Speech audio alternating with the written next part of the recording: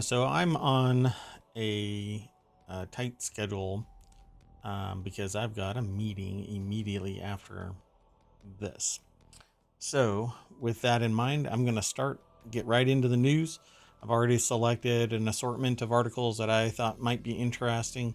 I'll be doing this for about an hour, pretty darn close to exactly an hour. With that in mind, let's get right into it. Again, my name is Mayor Watt. I'm the mayor of ohmTown. That's ohmTown.com. I stream here on Twitch. I'm going to be doing this now from 11 o'clock to 12 o'clock Eastern every day. More on weekends, and then when summer comes, I'll be spending probably about 8 hours a day online, streaming everything from news and other things to games. But today's very first article is... I don't think this is too loud. Let me see something real quick. Just want to make sure that I'm not...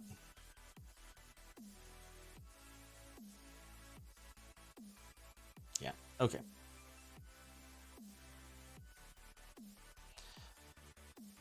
Okay, so yeah, the music is low enough that it's not an issue.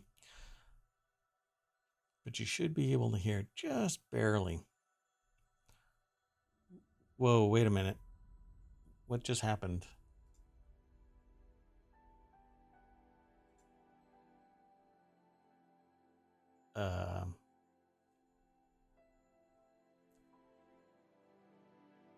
Okay. Okay, well, anyway, I'll leave that in the edit, I guess. So the very first article for today is going to be in the Continuity Report channel over at ohmTown.com. And it is about Fantastic Beasts 3. It hits 150 million at the international box office. And the Batman surpasses 750 million globally.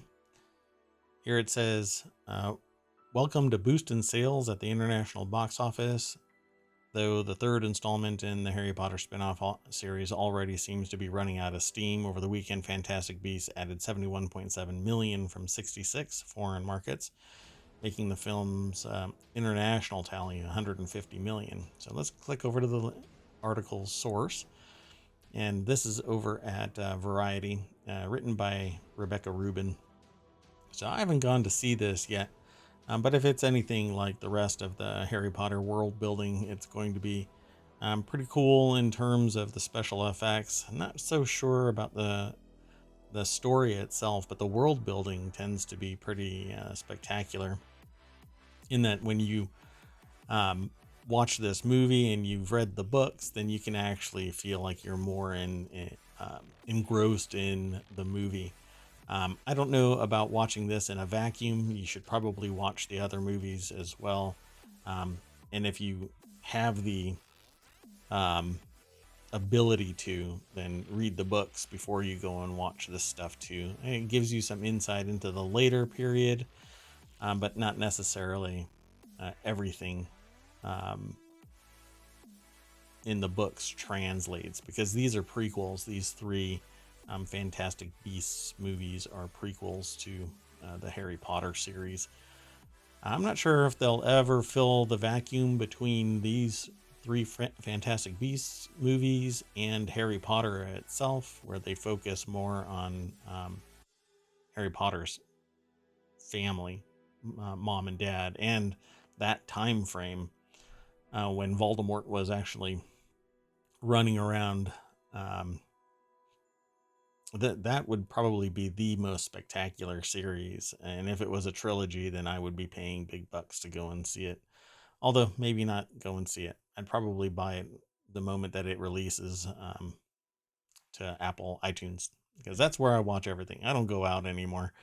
The last 2.5 years have pretty much taught me that I can avoid that. But that said, the movies are always great to watch. Lots of fun. So let's go on to the next article. There's not really much to this. They're talking before I go on. Sorry. There's not much really to this other than the numbers. that's kind of the focus of this article. The Secrets of Dumbledore, which carries a huge $200 million price tag, will be reliant on international box office. So the reality of this is it was released at the tail end of a pandemic and brought on during a pandemic. So it was built during a pandemic. So the costs are extraordinarily high due to that. And I wasn't expecting a lot of moviegoers to go see a movie anymore. I think the last 2.5 years of pandemic have kind of mortally wounded the industry, but it had a lot of momentum, so it might do some of a comeback. So let's continue on to the next article. Otherwise, I'll spend forever talking about Harry Potter. The next article is in Smack Talk, which is about Apple and competitors in that sector, products and services and whatnot. And here it says Google takes 6 years to copy Apple in releasing Switch to Android app for iOS. So Google has released a new app for iOS called Switch to Android, a counterpart to Apple's Move to iOS app for moving important user data from Apple to Android.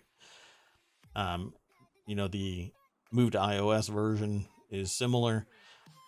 It's interesting because I've gotten into discussions about this, saying that it's a whole lot easier with Android or whatever platform.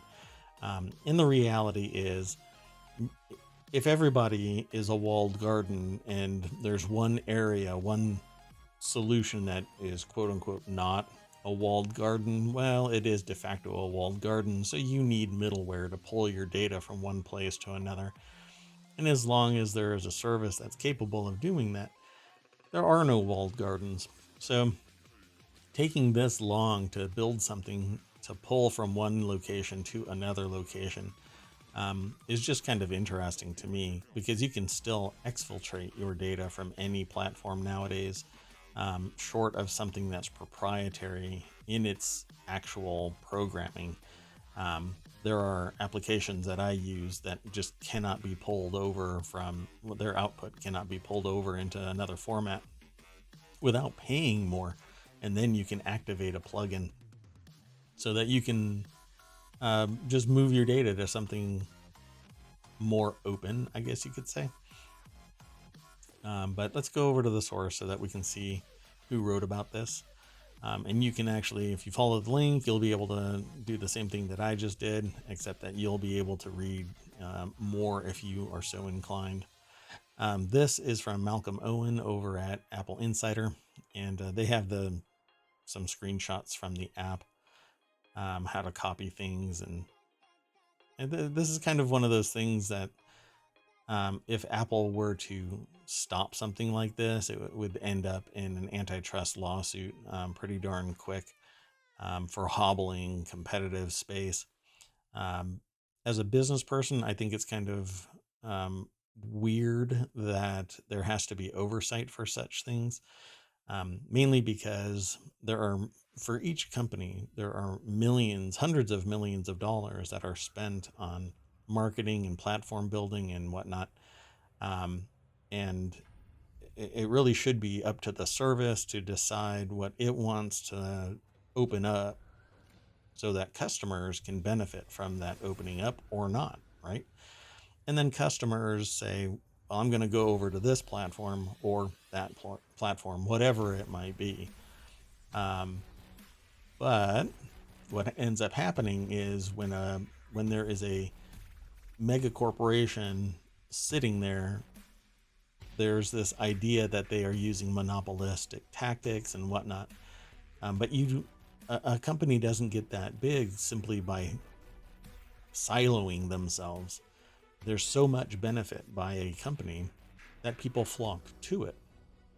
So why do they have to open it up to other people to exfiltrate, or whatever the case may be? An app like this allows somebody to just move from one location to another. It's totally beneficial to the customer. I completely understand that, and I endorse that.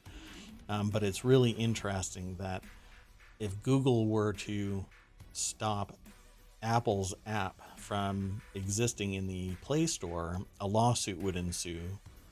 Again, it's that antitrust, anti-monopolistic, anti-competitive kind of mantra that these big companies leverage against each other. And so it took 6 years for Google to do the same thing to Apple's platform. Here's an app switch from Apple over to Google. I just find it kind of funny that it took that long, and that it comes down to this, that the moment Apple were to say, you're not allowed to be on our platform, there would be a tremendous backlash by the company. Not necessarily people who want to switch, because it actually is fairly easy to switch from Apple to something else. You just have to exfiltrate all that data. This just makes it easier. So if you want to read more about the app, you can go over to Apple Insider, and the title of it is Google Takes 6 Years to Copy Apple in Releasing Switch to Android app for iOS. I'll just say that maybe they were doing it better over at Android Google. The next article is, this video teaches you how to build a retro flip walker toy out of Lego. I haven't clicked this yet. I don't know anything about it. I haven't been watching it.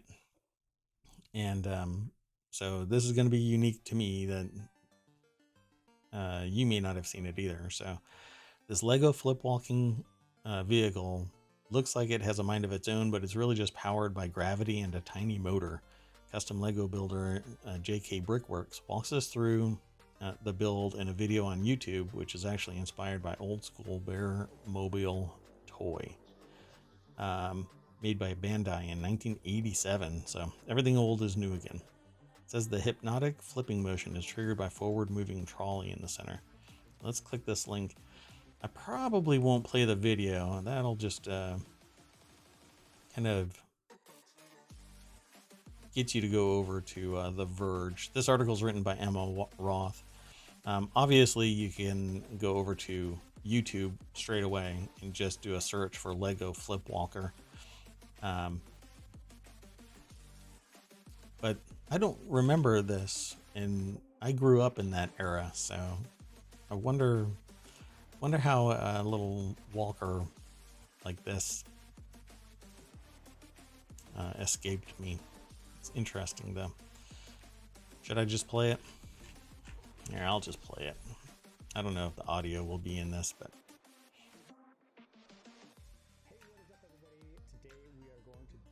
Here, let me hurry up. Come on. Oh, there we go. So very Star Trek-y. Or Star Wars-y, I should say. But this is a Bearmobile. Interesting. And you can build it out of Lego. Okay. So enough with that one. I only have an hour to spend with you. So the next article is in the continuity report, White Hot, the rise and fall of Abercrombie and Fitch. It's a review, how youth fashion turned fascist. This is over at variety.com. It says here, fashion, of course, is rarely just fashion. It tells a story about whoever's wearing it. And in the 1990s and 2000s, the preppy youthquake mall fashion outlet Abercrombie and Fitch told a very big story. According to this article, it was a story of where America, or at least a powerful slice of a millennial demo. Okay, hold on. Let me read the rest of this article. A little snippet here. So this is over at Variety, and it's written by Owen Gleiberman. And it says here, it was the story of where America, or at least a powerful slice of the millennial demo, as in demographic, I guess, was at. They wanted to get hip with the lingo, with just dropping everything else and just saying demo. As recounted in the lively, snarky, horrifying, and irresistible documentary White Hot, The Rise and Fall of Abercrombie and Fitch, which apparently is going to drop April 19th. That's tomorrow over on Netflix.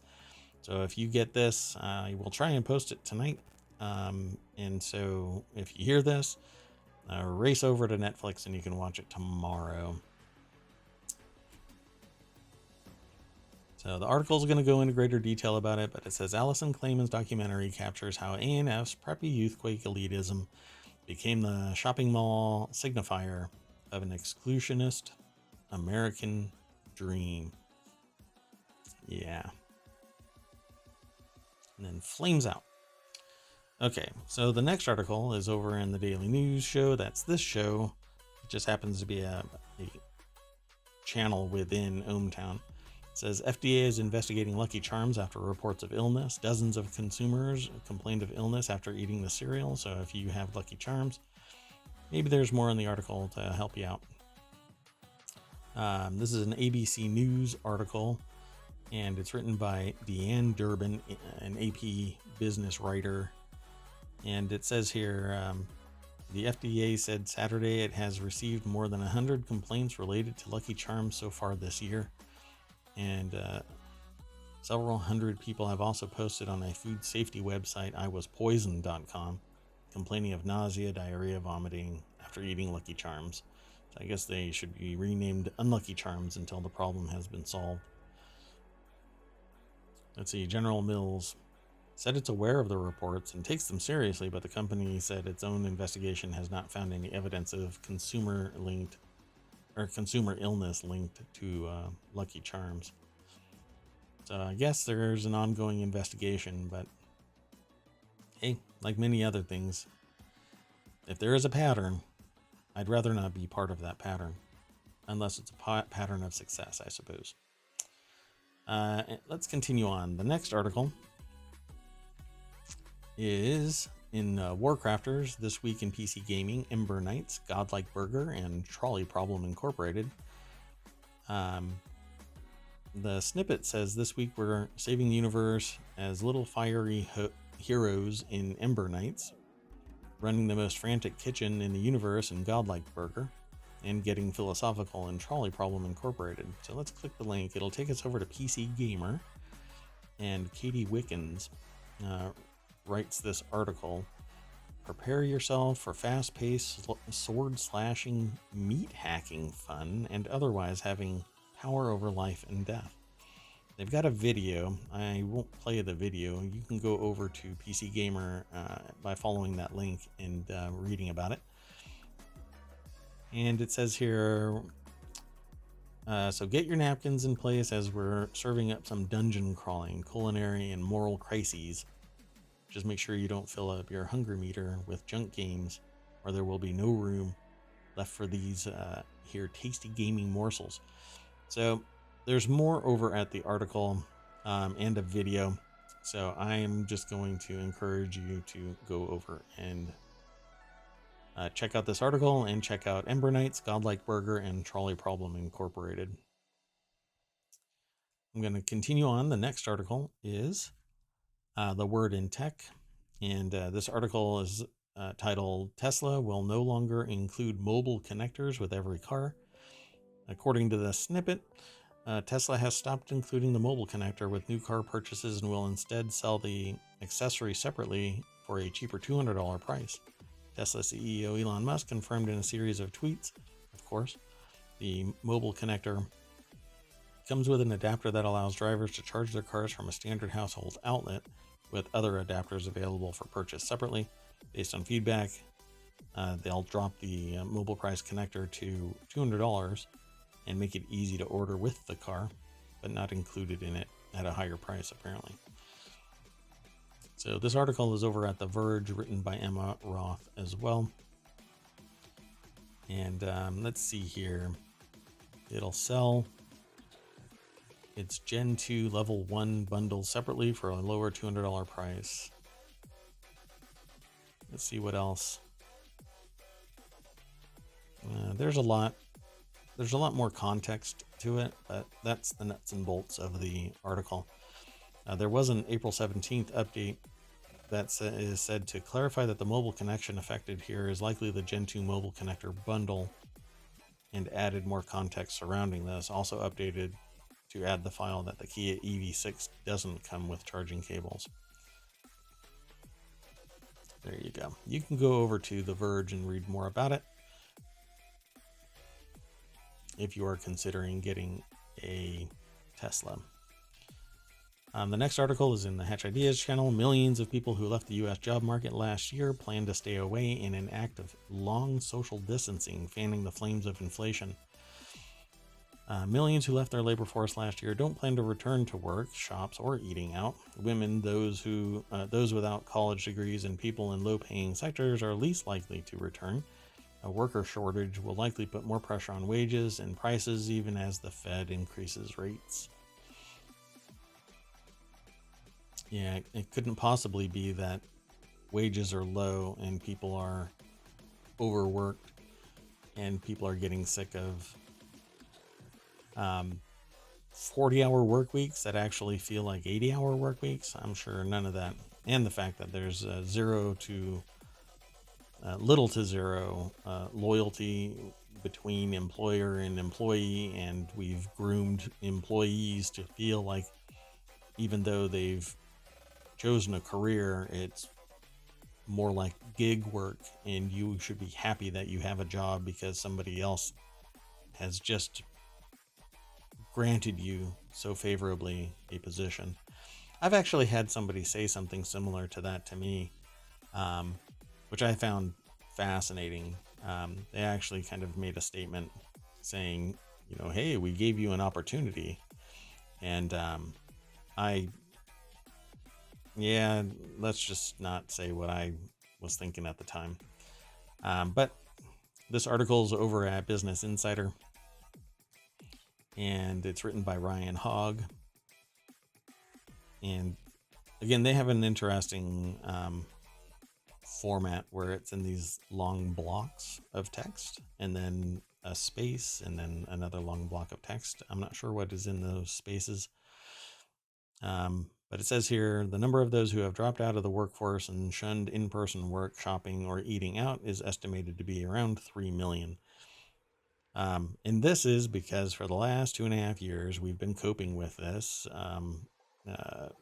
social distancing because of COVID, and we've learned that we have the ability to do our job beyond arm's reach. We can interact via online like this. I would love to be able to leave my camera on and stream while I'm working and hang out and communicate with people, and anybody who wants to can swing by and say hi and ask questions and whatnot. But that's just not the way it is. Work wants people to be on site, even during the trailing ends of this pandemic, where people are starting to drop all controls because they think it's all over with. Except that it's a biological landmine and you never know who's going to be infected. So, people are finding out that they want to do something different. It says here the dropouts were most likely to be women, those lacking a college degree, and people working in low-paid sectors, the researcher said. A quarter of those unwilling to return to pre-pandemic activities cited pandemic fears as a primary or secondary factor. Ta-da! Exactly what I just said. Okay, so let's continue on. The next article is over in the Hatch Ideas channel. Starbucks employees detail pattern of corporate retaliation for their unionization efforts in Arizona. Nothing says that everybody is happy like retaliation for forming a union based on what is perceived overreach or abuse or inequality, inequity. So it says here, a Phoenix Starbucks store is facing a federal complaint for retaliation against unionizing employees. Layla Dalton and Alyssa Sanchez both say they were retaliated against for supporting the union, and the results of the store's union vote should be known by the end of the month. Employees at a Starbucks in Arizona who began unionizing earlier this year allege the coffee giant has engaged in a pattern of retaliation for organizing, leaving workers with cut hours, threats and harassment, and the loss of their jobs. So I don't know if it's systemic or if it's just that particular outlet, but this article is written at businessinsider.com, written by Catherine Tangalikis Lippert. Sorry about the delay in saying the name. I had to decipher it. I didn't want to say it incorrectly, and I might still have. So if you hear this and you know how to pronounce that properly, let me know. It says here, while waiting for a hearing regarding a complaint they filed with the National Labor Relations Board about the poor treatment, employees who remain at the store say working conditions inside are getting worse. Yeah, because there's a fear of being forced to do right by employees. You can't keep on treating employees poorly, and it's not up to you to decide what is fair treatment. It's up to the employees to feel fairly treated. I mean, it's if you go around, kicking a cat, it's not up to you to say, "Yeah, the cat really loves it when I kick it." No, it's up to society around you. And if a group wants to unionize, you retaliating is nothing more than tacit notification that you have zero respect. Zero respect.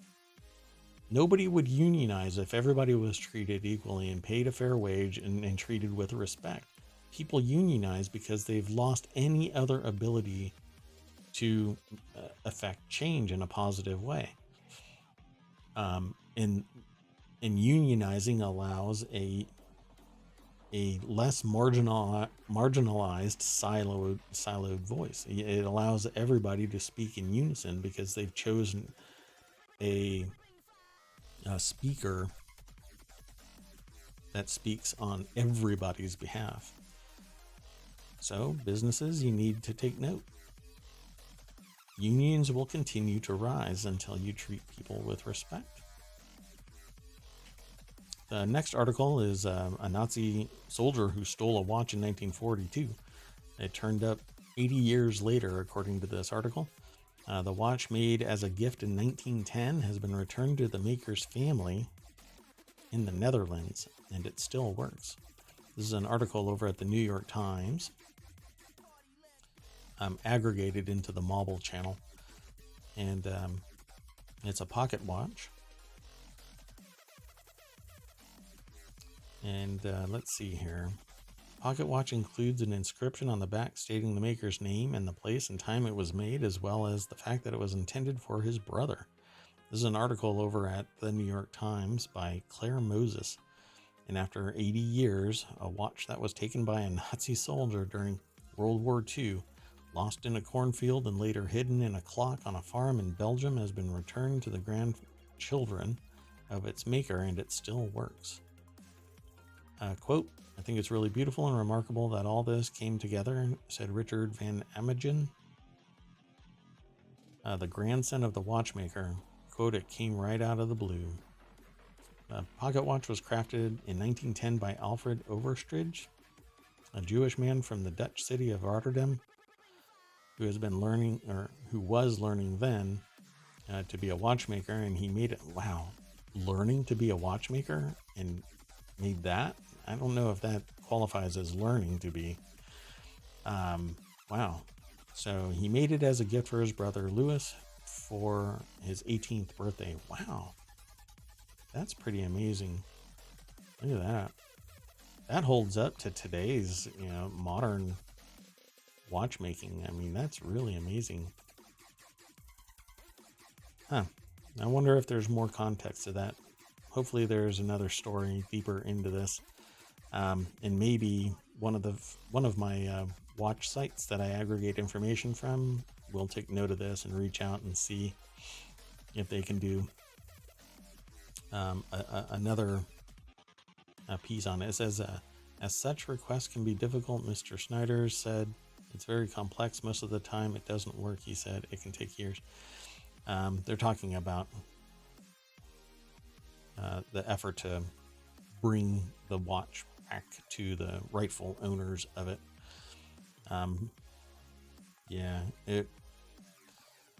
Nothing good comes of war. Okay, so you'll be able to go over to the New York Times and watch or read more about it. You can follow the link that's in the show notes. The next article is in Hatch Ideas. Soaring food prices push more Cargill family members to the world's richest 500 list. A giant leap in global food prices caused by Putin's invasion. So I'm going to click this link of Ukraine. The invasion of Ukraine has helped 3 members of the super rich Cargill family, whose majority own one of the world's largest food companies, join the ranks of the world's 500 richest people. Siblings James Cargill, Austin Cargill, and Marianne Liebman, all great-grandchildren of William Wallace Cargill, who founded the company in 1865, this week joined the Bloomberg billionaires list of the richest 500 people alive. Each of them has an estimated $5.4 billion in fortune, up a fifth so far this year. Why is it? So, at any rate, this article is over at The Guardian. It's written by Rupert Neat, a wealth correspondent. I'll never understand this. Mergers and acquisitions and all kinds of business machinations and social machinations have led to the creation of billionaires.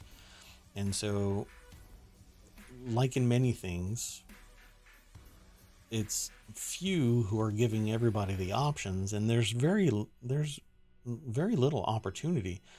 A lot of people, there's a lot of opportunity, but it is of little massive growth. There won't be billionaires that are born as common Joes. It just doesn't happen. The money that is existing here is money that has been familial built since 1865 and passed on. Every billionaire that you look at, it isn't somebody that's made it on their own. It's familial. And it shouldn't be hero worshipped. It should just be appreciated for what it is, which is familial wealth handed on. Meanwhile, we have people that have to form a union to compete against the argument that they are not being treated poorly and they are not getting overpaid. When such a few number of people control such great wealth and the rest of the world suffers from the graciousness of billionaires handing out opportunity, this isn't a good social dynamic. But this is just one of those things where, and don't get me wrong, I'm a capitalist. I believe that a business should exist and be able to charge whatever it wants for the products and services. But at some point, there's too much mergers. There's too many mergers, too much acquisition. There's too much concentration of wealth. There isn't enough competition that lowers prices and increases the benefit to the consumers. And all of this, it was predicated on the idea of, well, I'll start up a business and then I'll sell it and concentrate that wealth on me, and then do something else, right? Well, not everybody does that. And things like this, the number of farmers constantly is being reduced, and it's being concentrated in bigger and bigger companies. But that will end up having to be for another show. So let's continue on to the next article over in Hatch Ideas. I visited a Korean fried chicken chain that's set to expand rapidly across the U.S. and ate some of the best wings I've ever had, according to this author over at Business Insider. The article is written by Mary Meisenzahl, or Meisenzahl, pardon me, and it's Bonchon. Oh, that's interesting. Bonchon. And let's see if there's...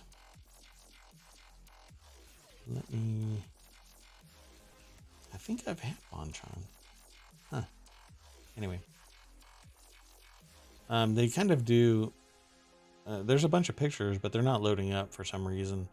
It might be...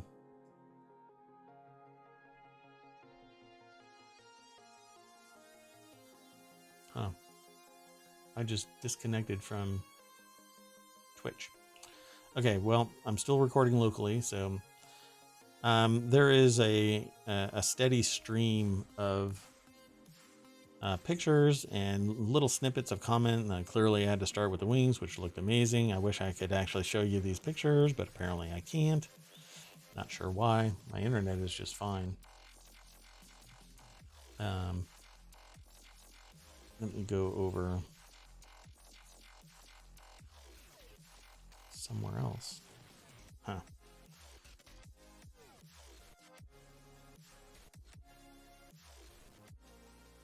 Not sure what's going on.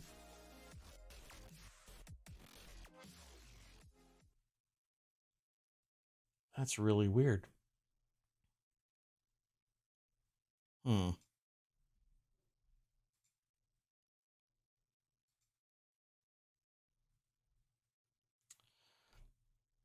Weird.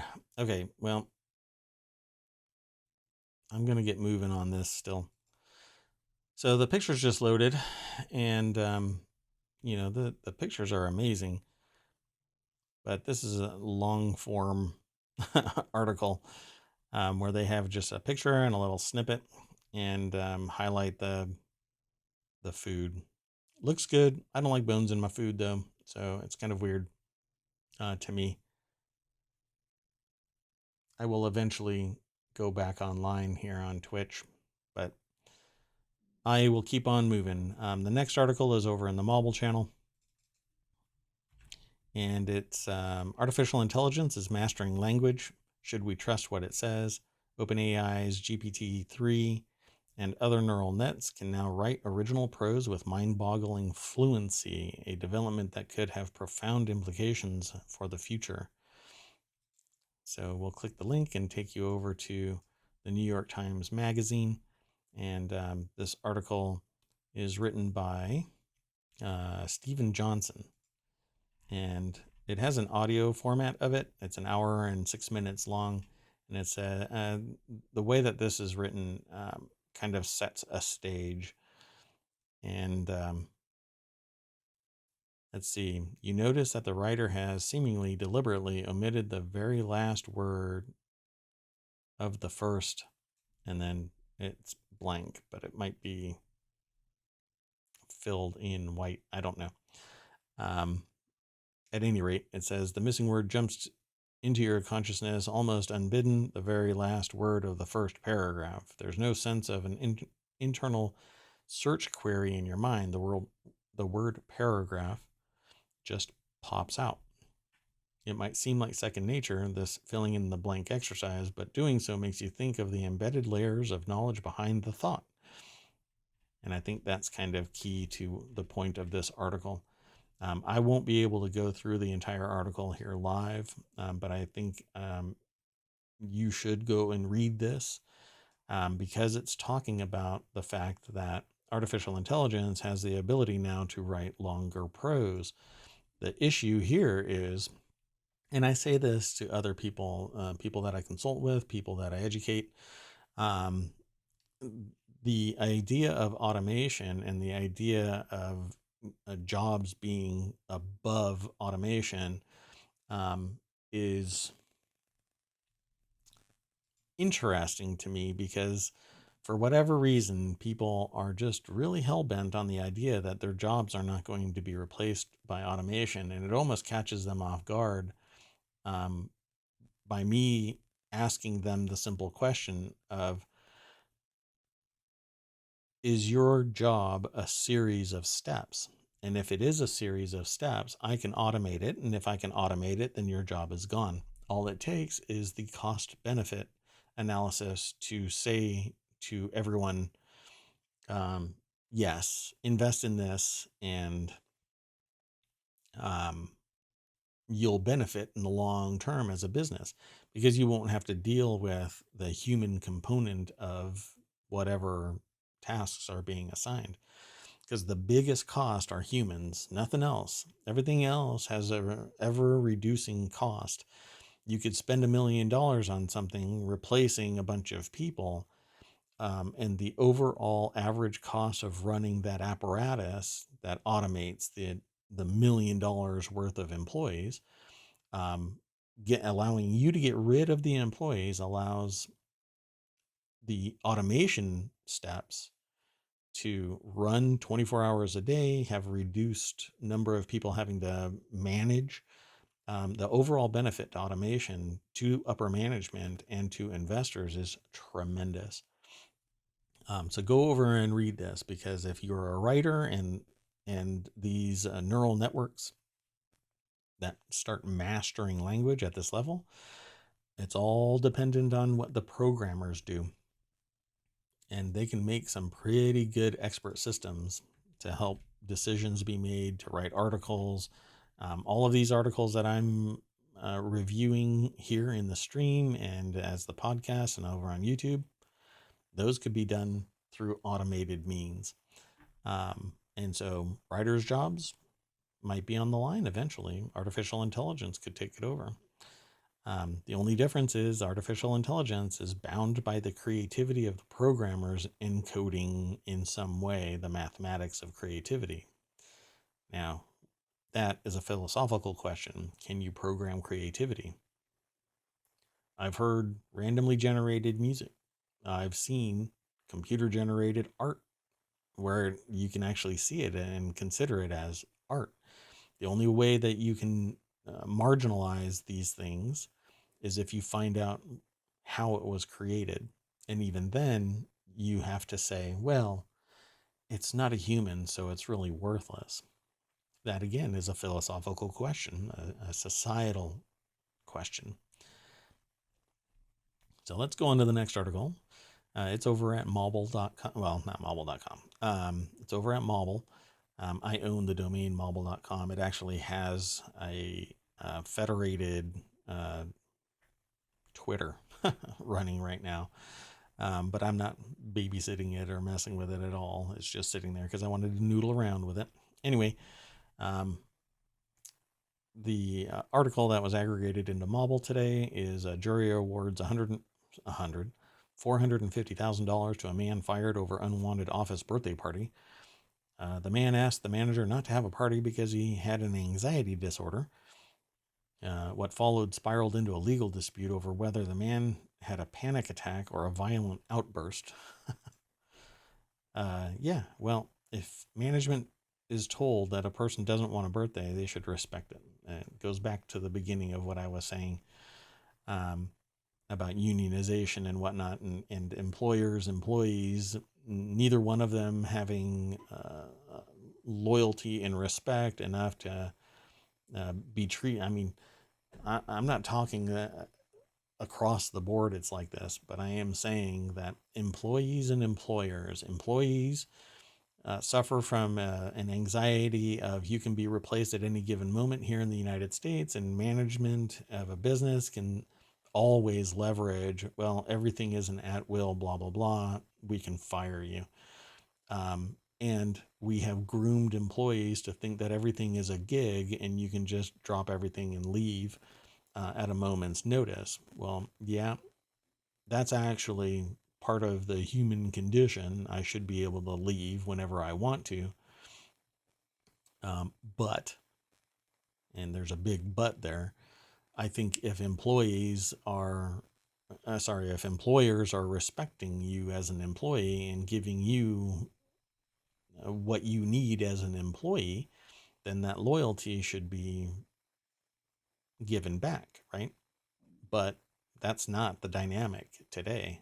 The dynamic today is to seemingly abuse the employer, the employee, abuse the employee, and the employer benefits massively compared to what the employee gets from being employed. For most of the part, barely being able to pay rent and put food on the table. And if you get sick, a $400 bill lands you so far in debt that you can't recover from it. I mean, it's pretty amazing statistics out there. And then somebody as simple as a birthday, after being told, hey, I don't want anything having to do with the birthday because I have an anxiety disorder and they ignore it. Something as simple as just paying attention to the employee. Anyway, a Kentucky man who was fired days after he had a panic attack at his workplace over an unwanted birthday party was awarded $450,000 by a jury last month for lost wages and emotional distress. This article is over at the New York Times and written by Amanda Holpuch. The man, Kevin Burling, had been working at a medical laboratory, Gravity Diagnostics, in Covington, Kentucky for about 10 months when he asked the office manager not to throw him a birthday party because he has an anxiety disorder, according to the lawsuit. He said the party had been planned by other employees while the office manager was away and that the situation had quickly spiraled out of control. Yeah, I never have a birthday at any of the places I work. It's unnecessary, but people coin it as being camaraderie and part of the fellowship of employment and part of the team and whatnot. I can be part of the team without a birthday. And the final article for today is a 40-year-old bull run in the bond market is under pressure as Treasury yields touch the most important trend line of all time. So the 40-year trend of declining interest rates could be on its last legs as the 10-year U.S. Treasury yield tests resistance against the most important trend line of all time. So let's click this link. What are they talking about? This is a Business Insider, Markets Insider segment written by Matthew Fox. And says here, bond prices rise as interest rates fall, but amid a period of record inflation and an expanding economy, the Federal Reserve is raising interest rates to help cool down demand and tame inflation. Now the widely followed 10-year Treasury yield is pushing against its 40-year downtrend line that starts with the 1981 peak in interest rates of 15.81, and we are already halfway there. The all-data log chart for U.S. 10-year Treasury bond yields is the most important line of all time ever in any and all markets, Braxton tweeted on Monday. It's so important because whether the 10-year yield breaks higher or gets rejected and moves lower from here will have wide-ranging implications for the stock market and risk asset pricing in general. Well, this problem here is going to persist. This is my comment, not the articles. The problem here is that there is great concentrated wealth. And the people that are have anything to do with this are not the people that are going to be impacted by it. So if the ultra wealthy and institutional investors find value in completely screwing over the economy for a short win, and then shorting all of the collapsing stocks and everything is in place, they'll pull the trigger and that's what you end up with. So I'm expecting inflation to continue to rise, and I'm expecting it to get to the 70s to 80s era of 11, 12, 13% interest.